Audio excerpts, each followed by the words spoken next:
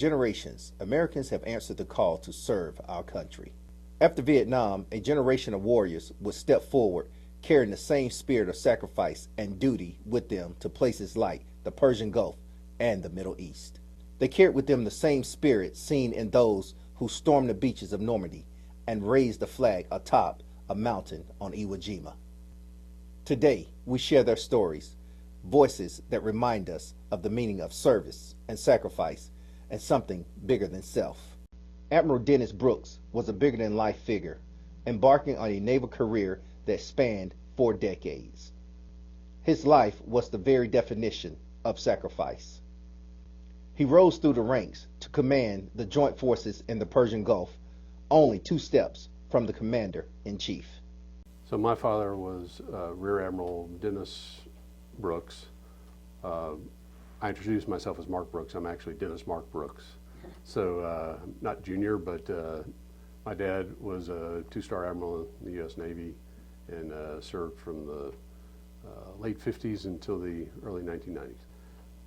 Growing up with my father was not like The Great Santini, if you're familiar with that movie. He was most certainly a warrior and a war fighter and a fighter pilot and and an officer of, I think, the highest caliber. But he was a really great role model. That, my father was absent a lot because he deployed a lot, but I certainly enjoyed a father who was encouraging and I think the best phrase is role model. I would tell folks as I was starting my career, thinking about starting a career in the Navy and then subsequently starting a career in the Navy, that he was the finest naval officer I ever knew. I'm now a retired Navy captain who served on active duty for 30 years, and nothing's changed. He was the finest naval officer I ever knew. He had that, blend of intelligence and charisma, and I couldn't have had a better role model. So he was commissioned in 1957 and then retired at the end of 1991. Even in retirement, his dedication to service lived on. Active throughout the community, he became president of the Pell City Rotary Club and the governor of the entire Rotary District. I think a characteristic of my father's upbringing in his life that he passed on to me is that life is largely about service, and it was never lost on me that my father took seriously his role as a servant, as an officer in the Navy, and then that he passed that on to me, and I can't imagine that life is not about having a portion of your life be serving something bigger than self. So Dad got involved with Rotary and Rotary International, and I think, if I'm not mistaken, not being a Rotarian, I think service above self is a core motto of that organization, and that fit perfectly with Dennis Brooks and his view of life. If I had to pick one lesson that my father imbued in me that I've used most of my life, it would probably be that a life worth living has to be undergirded by principles. So I'll try to tell you my story, which is pretty easy because I'm a former Navy single-seat strike fighter pilot, and how do you know somebody's a fighter pilot? Don't worry, they'll tell you in the first 30 seconds. So I was born into a Navy and naval aviation family, had submitted an application to the University of Virginia, and I had an ROTC scholarship to go to Virginia. So I had 2 pretty good options, and I ended up deciding to stick with the Naval Academy because that's where Dad went, and that's what I had seen growing up. Experiences as an instructor pilot, I got to go through the Navy Fighter Weapons School, otherwise known as Top Gun. So that was a real, I know what everybody sees in the movies. It remains to this day the finest training I ever received. From that role, I went to what we call a department head tour, flying the Hornet, still in California, but this time on back-to-back deployments in support of Operation Southern Watch, so the no-fly zone missions after Desert Storm. I was on a ship at the very beginning of Desert Shield. We didn't see combat. That was during the buildup before Desert Storm. And then after Desert Storm, I ended up doing those back-to-back deployments, flying missions over Iraq for Operation Southern Watch. I sort of had to pay back that military education and was assigned to the staff of U.S. Naval Forces Europe, which at the time was in London, England. And while I was there, the Balkans became a real hotbed, and I ended up in my role as Air Operations Strike and Contingency Officer. I ended up drafting the initial operations orders for the Joint Task Force that would be the U.S. contingent of Operation Allied Force in Kosovo. And so my last 2 years in the Navy, Melissa and I were the senior officer and his spouse on board NAS Kingsville, Texas, training the next generation of Navy and Marine Corps aviators, and it was a hoot. And I was fortunate that I flew my last flight in the Navy 30 years to the day after I raised my right hand at the Naval Academy. So it was a good ride. Soldiers have a common refrain: service is being a part of something bigger than yourself. As a teen, Chad Garrett was fascinated by war and the history of it. When he had a chance, he joined the U.S. Army as an infantryman. My name is Christopher Chad Garrett. I was born in Pell City, Alabama, raised in Ragland, Alabama, and now I live in East Aboga, Alabama. One of my favorite memories of being in the military was my first deployment to Iraq. Being 19 years old, it was eye-opening. I was lucky to deploy with veterans that knew the way, knew exactly how to do things, and they coached me up. At such a young age, you definitely need that. And while I was deployed, I was promoted to a medium machine gunner with the 240 Bravo, which to this day is one of my favorite weapon systems. In both peace and war, I believe that the United States military's mission is to combat terrorism, human rights violations, and keep and safeguard those who can't protect themselves around the world. The overall cultural shock of being able to move and communicate and become a cohesive unit with all walks of life, whether it be political views, religion, whatever you could think of, to be able to come together as a brotherhood and accomplish missions, that was challenging but also wildly rewarding. There's three key components to having a successful military career, as I've been told since I was a private till I made it to sergeant. It is right place, right time, and right uniform. The benefits would be camaraderie, brotherhood, the ability to accomplish a task no matter what obstacles are in your way, and the overall feeling of belonging to something bigger than yourself. But I was lucky enough to have a unit with veterans that had served in Iraq for countless years. Being an infantryman in Iraq means you are on the front lines of the front lines. You conduct patrols, you service weapons and vehicles, you are always on call. The threat of the enemy is always present, so you have to maintain everything from yourself to your people. And at times it's scary, but like I said, with the right leadership, it's easy to go through. The culture wasn't really a shock. What might come as a shock to most civilians is Iraqi culture emulates a lot of Western culture. The militaristic culture of the Iraqis is very honorable. They take their job very seriously. At times we would be coming back from base and they would flag us down to give us food or anything. We wouldn't stop, of course, but it was just that type of outreach.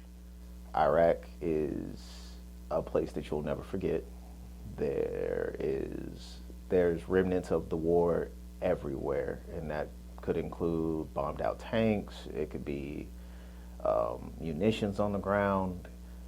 It's It's the only place on earth I've ever been to where just the smell of it could trigger me and make me have a memory of it. That there will be times where you'll be scared. There will be times that will be challenging beyond your comprehension. The military at times is a tough place, so I would tell them to not only harden their heart, but grow that emotional security and shed the immaturity of childhood. Dawn Lovell joined the service to see the world at a time when few women served. She did indeed see the world, and she became an eyewitness to history after the bombing of the USS Cole and that horrific day, 9/11. I joined the Navy in 1983. I was a corpsman in the Navy, and so I was the head medical on the ship. And so we had about 600 on board. And if you remember, in October, actually on my birthday, October 12th, 2000, the USS Cole was bombed. And we didn't have the technology we have today, so we didn't know what ship was bombed for quite a while. My husband was also out to sea in the Med. We both were at the Med, and so both of us were quite concerned as to what ship this was. It really hit me hard being on the ship. I loved the USS LaSalle. Italy was beautiful. We were a flagship. So what we did is we went around Europe showing the American presence.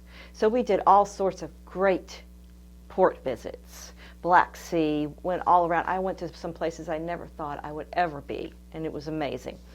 Then on 9/11, during that 4 hours when I was standing topside, believe me, we were all looking. We did not know what was going on. It was scary. It really was. But we maintained our military bearing, and we got the job done, and we went out to sea the next day, and we were gone, like I said, for a couple of weeks. Came back to port. The Italians were just floored that anything like that could have happened to America. They were floored, and all of us were. I mean, we got secondhand as to what happened, so all we saw was, what we saw on the news over there. Things changed. All of our watches used to be topside. It all went into inside the ship. You no longer stood a watch topside from that point on. I look back on that time, and it's hard because I remember being on the ship. That's what I remember. I mean, I remember being on the ship. I remember everything that happened with all the people that were there. Some of them had families. They didn't know when they were going to see their families again. Just seeing all the memories, it's hard sometimes just to remember all that. So I always tell everybody I grew up in the Navy, and I did. I joined when I was young, and I grew up in the Navy, and so the Navy taught me discipline. It taught me so much, and I had so many opportunities. I wanted to see the world, and that's something that the Navy did. The military will teach you so much. Yes, it teaches you discipline, but it just teaches you about life and gives you the tools to get through life. Van Posey served in Desert Storm, Iraq, and Afghanistan. He was at home in Pell City when he got the call to activate and deploy to Iraq. That stint landed him in the infamous Lost Battalion. When I get the call, it's the guy from the unit in Montgomery. It's like, hey, Sergeant Posey, we're being activated. We need you to report to Montgomery on blah day with all your gear ready to go. I'm like, what in the world are you talking about? Activated? I wasn't even thinking about the war. I'm like, well, we've never been activated. So who ever thought anything about it? So I'm like, yeah, okay, all right. So I hang the phone up, and I go back in and start playing ball. I reported, and I think it was 30 days later, I was kicking sand that no unit hasn't been activated before. So it was just one of those things, and we was on the ground so fast, and everything moved so fast. So, of course, we bombed them for 30 days. D-Day hit. When D-Day hit, and we crossed the minefields, you had the tanks in front of us. Of course, we couldn't get out because now we gotta get through the mines that they've already left out there, the barricades and all this other kind of stuff. Of course, we got tanks that are blowing up left and right, but that's armor, so they're able to, make a path, and then they had these earth movers up on mine finders or something that was on the front of them that would dig them up, but if they exploded outside, they wouldn't get that much percussion off of it, but let's say hit the track or something like that and knock a track off. We was able to come through on the back of those trucks, not thinking nothing about them mines. Our mindset wasn't there. We knew we had a mission, we knew we had a job, knew what we had to do, and that's what you train for. Of course, everybody's scared, but we gotta get everybody pepped up, let them know what's going on, and we're gonna get out here and do what we gotta do. That's a job. That's what we came here to do. So we ended up going through the minefields on the back of this deuce and a half, just hanging on. Don't nobody fall off. We didn't want nobody to fall off. We're following right in the tracks behind the tanks that have gone through.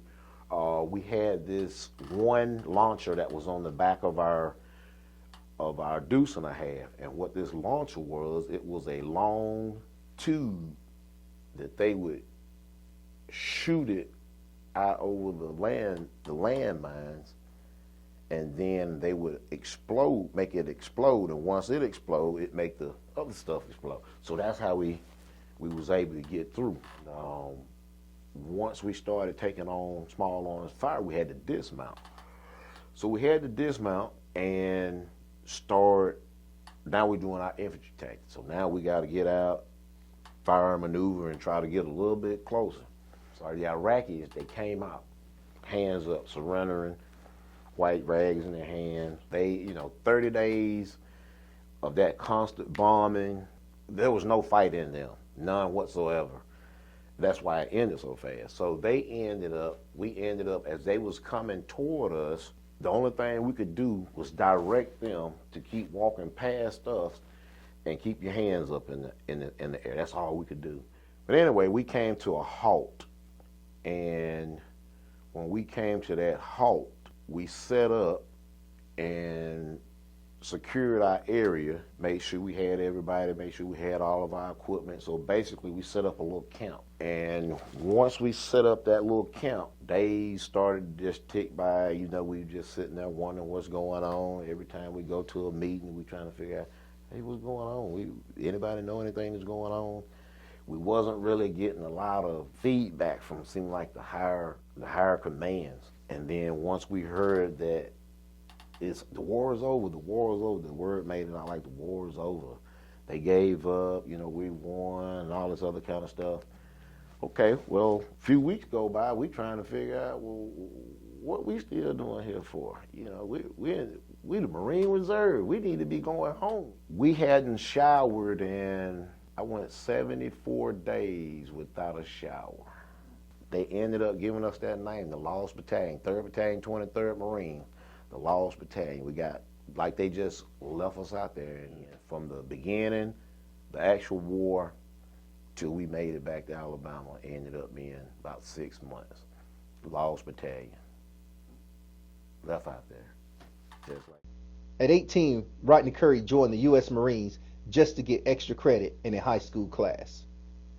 He ended up with a distinguished military career that spanned 30 years.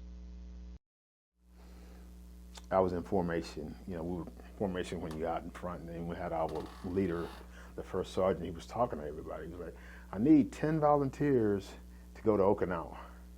And I don't know what happened, but I just raised my hand. I got there and to Okinawa, and then they was like, hey, don't unpack your bags because you're going to, we're going to transfer you to Mount Fuji. And I'm like, oh my God, where is that at? I don't think they covered that in history or geography or whatever.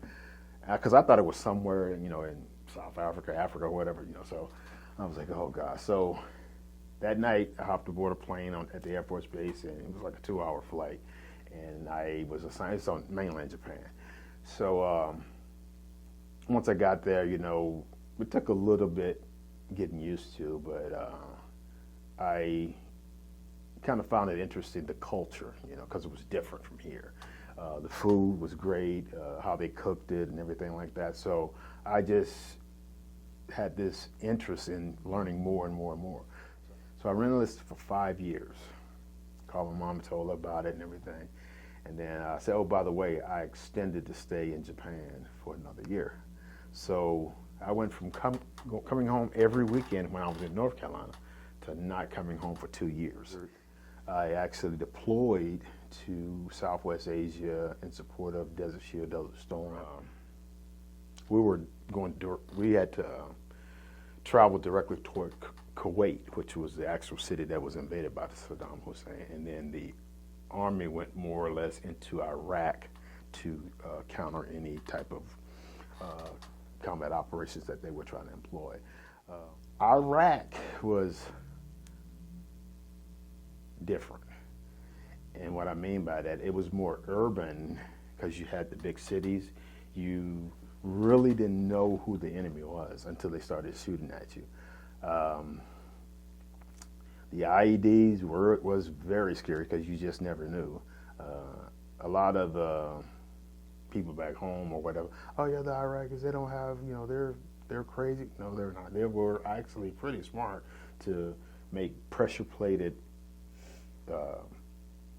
explosives. The initial push wasn't too bad. We lost a few infantrymen over there. I had a platoon of 56 Marines. And my goal and my objective when we deployed, I was like, look, we came here as one team, we're going to leave, we're going back as one team. We've got to keep that in mind. But I guess you can say like the fog of war, not knowing what's going on in the big scheme of things, it kind of made your mind wander, and I'm a common sense type of person. And I used to say to myself, I'm like, is Saddam Hussein really that stupid? Because we're right in his backyard. Times are changing. It's just, and it's always going to change. You just got to change with the times. But I don't have any regrets. If I had a chance to do it all over again, I would. Especially for my country. And it's all about serving.